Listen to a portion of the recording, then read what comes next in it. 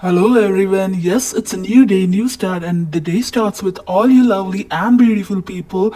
Welcome you all to Bachana's Old Angel World. मी आहे doctor funny आणि आता मी तुमच्याबरोबर शेअर करणार आहे की आज आपला दिवस कसा जातो आहे.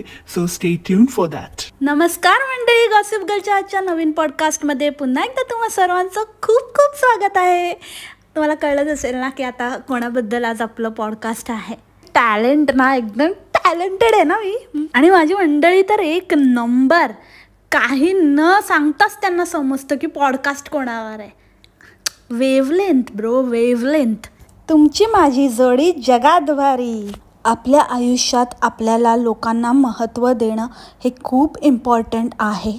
पण जेव्हा आपण लोकांना महत्त्व देतो आणि जेव्हा आपण लोकांसाठी काही गोष्टी करतो तर त्याआधी आपल्याला स्वतःची काळजी घेणं हे त्याहूनही जास्त इम्पॉर्टंट आहे.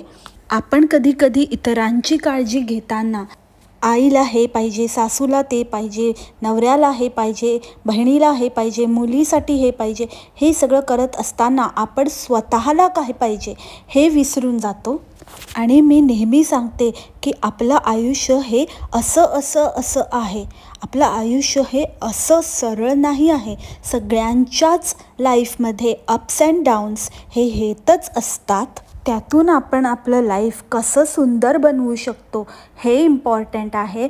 मी नेहमी म्हणते की live your life to the fullest. हा जो क्षण आहे ना, हा परत कधीच येणार नाही आहे. आपला जो प्रेमाचा व्यक्ती आहे त्याची आत्ताच काळजी घ्या. कुठलेही ग्रजेस ठेवू नका. सॉरी बोलून मोकळे व्हा. मी नेहमी म्हणते की एकमेकांना सॉरी म्हणा. आयुष्य हे खूप सुंदर आहे. हे तुम्ही आणि सुंदर बनवू शकता हगारोचा हा राईस कुकर वापरून. हे जे भात आहे ना, हे भात ह्याच्यामध्ये 3-4 तास अगदी गरम राहतं. तुम्हाला कसलीच गरज पडत नाही. अरे हे काय आयुष्य बोलता बोलता मध्येच हगारो आला. वाह, गुड प्रमोशन टॅक्टिक्स. जरा आपल्या बहिणीला पण शिकव या टॅक्टिक्स. काय प्रमोशन करत असते, काय बोलते. जाऊ दे, तिच्यावर आपण उद्या बोलूया.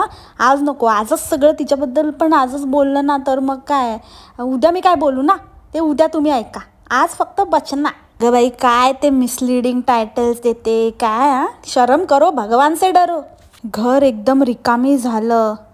रात्रीची आमची धावपळ झाली. हे काय टायटल आहेत. काय आतमध्ये म्हणजे बोलतात ना, खोदा पहाड निकला चुआ, तसं आहे तुझं. खोला व्लॉग निकली बचना, तो ओल्ड एंजल. क्या क्या पैतरा आजमाना पड़ता है भाई पब्लिक को एड़ा बनाने के लिए. असं काय करतो. तुला आवडतं ना चिकन, मग खात का नाही आहे. अगं बाई, काय तू त्याला दिवस रात्र चिकन घालून, नाश्त्याला चिकन, जेवणाला चिकन, काय नाही कशात नाही तर काही सोडलं नसतं. त्या पोयात पण चिकन घुसडून त्याला नाश्त्याला दिलं. इतकं त्याला चिकन खायला घातल्यावरती एखाद्या माणसाची ना वासना उडून जाईल त्या पदार्थावरची. काय खाणार तो. आवडतो तो बोलेल भाई मुझे माफ कर दो, मुझे नहीं अच्छा लगता चिकन. चुकून बोललो, मला चिकन आवडतं. पुढच्या वेळेला तो येईल की नाही माहिती नाही, पण जर आलाच तर तो तुला सांगेल की आता मला ना चिकन आवडत नाही, मला अजिबात नाही आवडत चिकन. आणि ना सगळ्या वयोवृद्धांचा मी आदर करते. कारण मंडळी काही लोक मग म्हणतील की बाबा तू ना असं नाही, हे मला तुझं बोलणं आवडलं नाही. ठीक आहे, आय रिस्पेक्ट दॅट ऑल्सो. पण माझा पॉईंट ऑफ व्ह्यू लक्षात घ्या. मी सगळं काही अग्री करते की त्यांचं काही असेल पर्स्पेक्टिव्ह वगैरे. मग मला काय म्हणायचं आहे, तोडा कुत्ता और सड्डा कुत्ता टॉमी. हा बिचारा चप्पल बाहेर ठेवायला गेला होता. तो पसारा नको म्हणून तो व्यवस्थित चप्पल ठेवत होता. तर आपल्या आईसाहेब मातोश्री म्हणतात की अरे हे चुकीचे आहे. तू आमचे संस्कार बघून पाया पडायला आलास ना, तुला नाही सुचलं ना, बाहेर गेलेलास, हिला बघून पाया पडायला परत आलास.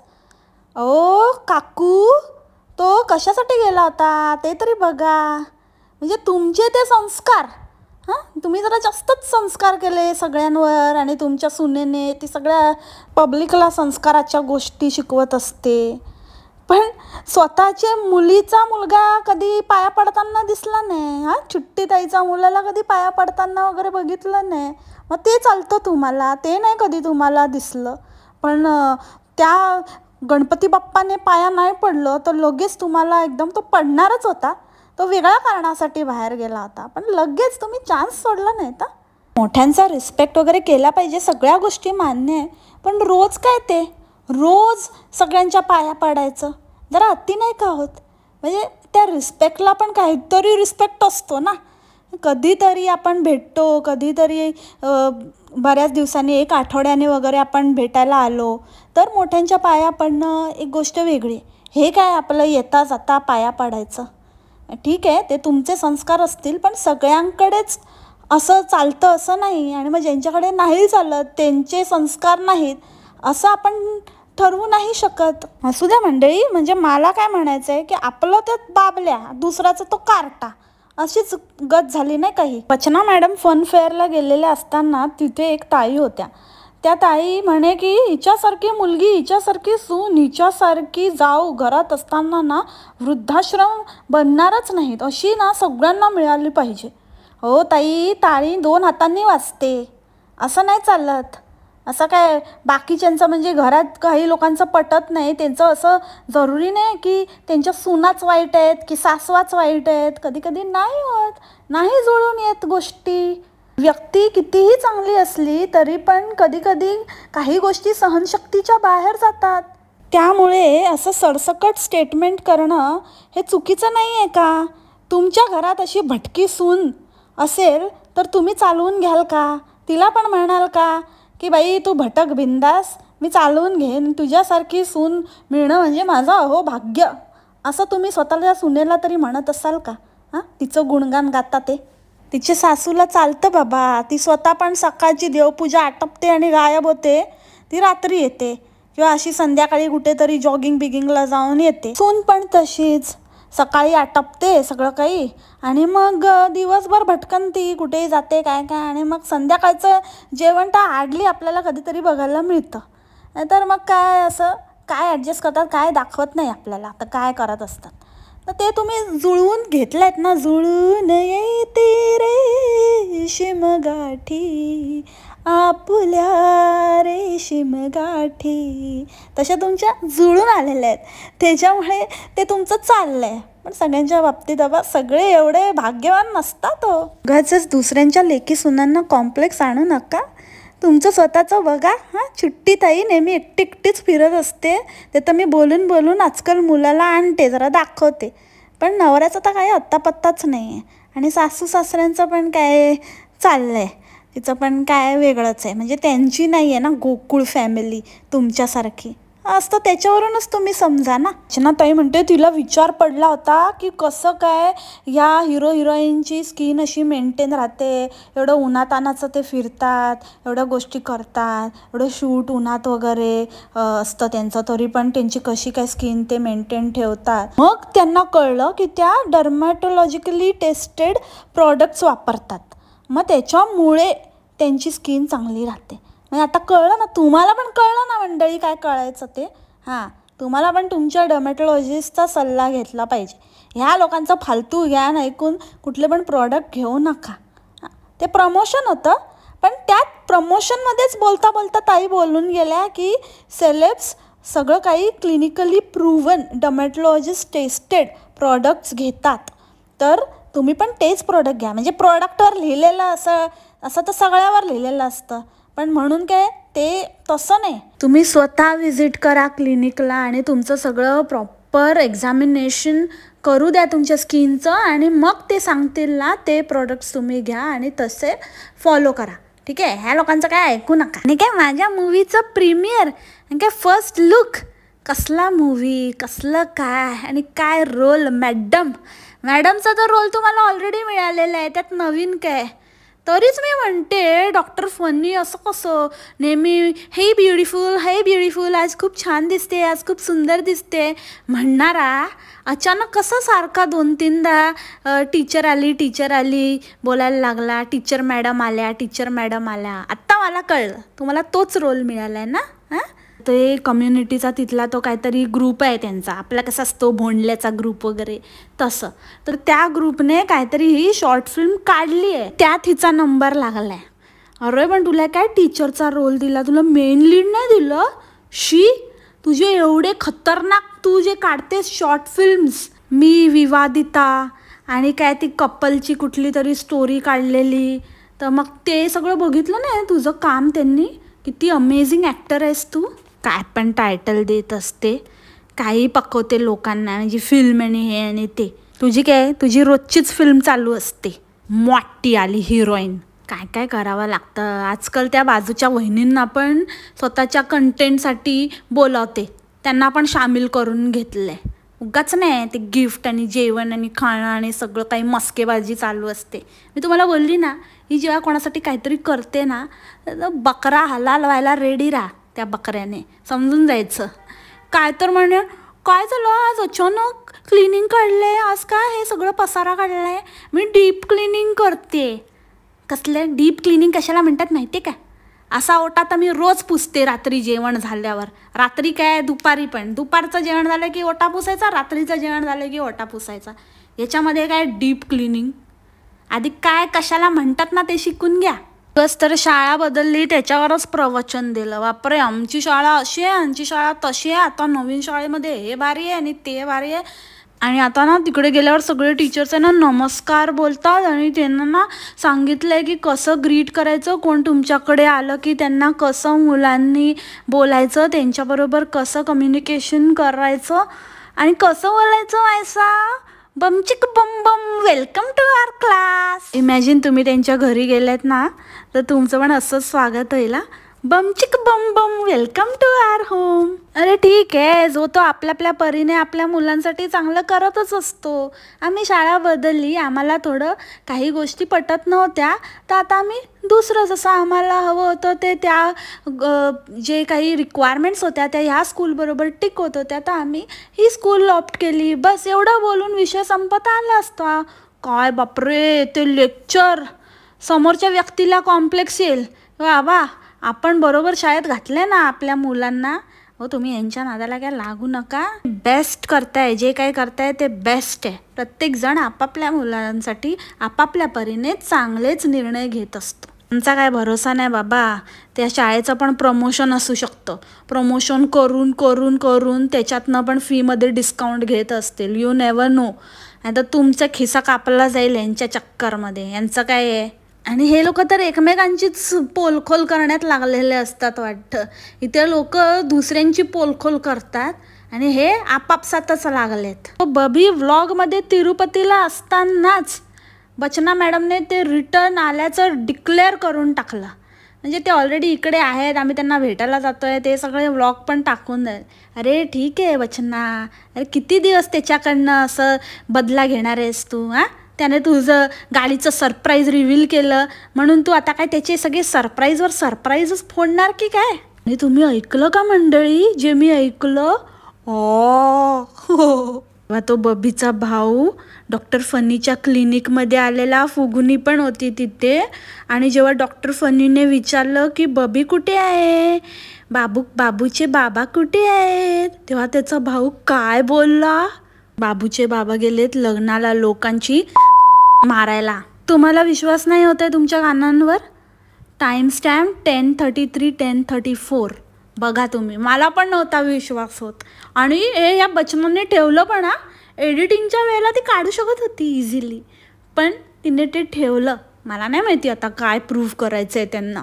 आणि मेन म्हणजे त्याच्यामध्ये सगळे दिलखुलास हसतायत त्या गोष्टीवरती, इन्क्लुडिंग फुगुनी. अरे हत्ती रे हत्ती, तुझी तर तुझ्या घरच्यांनीच घेतली आहे बाबा.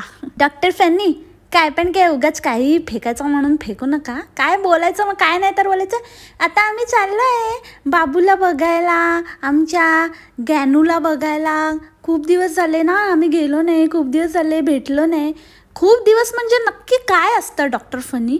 काय डेफिनेशन काय आहे तुमची खूप दिवसाची? आता तर 2 दिवसापूर्वी तुम्ही दर 2 दिवसांनी भेटता.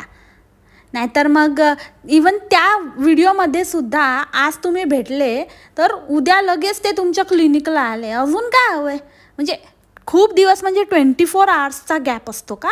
अरे ते 24 आवर्सची पण तुमची डेफिनेशन काय आहे ते तुम्हालाच माहिती. कारण तुम्ही एनिवेज 24 आवर ड्युटी म्हणता आणि येता लगेच थप्पा करून. आणि असं लोकांच्या घरी गेल्यावर भलेही ते तुमचे रिलेटिव्ह असतील, की ती रिलेटिव्ह आहे तुमची साली आहे ती, पण तिच्या घरातले सगळेच काही तुमच्या एकदम असे जिगरी नाही आहेत की तुम्ही त्यांच्या एकदम बेडरूममध्ये घुसाल. शोभतं का हे असं वागणं डॉक्टरला? ती बेटनाची लक्ष्मी झोपली होती, तर ह्याने विचारलं की कुठे आहे लक्ष्मी, तर ती बेटना बोलली ती झोपली आहे. तर हे आपले कॅमेरा घेऊन त्यांच्या बेडरूममध्ये. मग ती बेटना पण मागून मागून पटकन आली. म्हणजे तिला त्या झोपलेल्या बाळाला पण शूट करायला की बघा झोपली आहे. अरे पण काय परमिशन असते, किंवा ती उठायची वाट बघायची, उठल्यावर ती आणेल बाहेर. आणि डॉक्टर आपले स्टेटस्कोप घेऊन कुठे पण घुसत असतात, सगळीकडे आपले फिरत असतात. घरचाच डॉक्टर काय करणार, पेशंट नाही येत माझ्याकडे. मग मी असाच इकडून तिकडून थप्पा करून येत असतो, पण माझी प्रॅक्टिस नको ना सुटायला.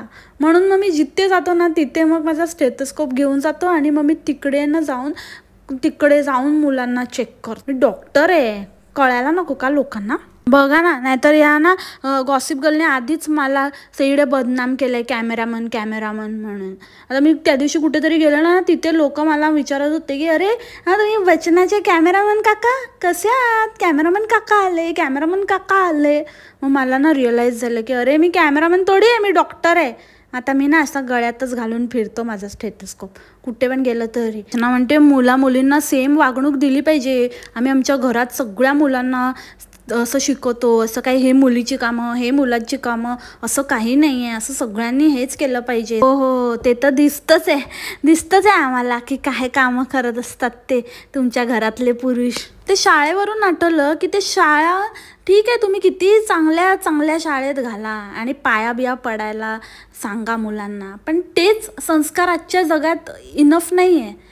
मुलांना ना असं दुसऱ्यांच्या आवाजाला देणं, कोणी काही आपल्याशी बोलतंय तर त्यांना रिस्पॉन्ड करणं, हे पण आपण शिकवलं पाहिजे. सगळ्याच गोष्टी असं शाळेवर ढकलून चालत नाही. स्वतः इथे ह्याच्यातच लागायचं, तिकडे तो आपला नवरा बोंबलतोय, त्याला ती पोरगी हेच देत नाही, त्याचा आवाजच पोचत नाही. आणि त्या दिवशी तिकडे बहिणीकडे घेऊन गेली, ते सासरे त्या बहिणीचे एवढा हाक मारतायत, इकडे बाय इकडे.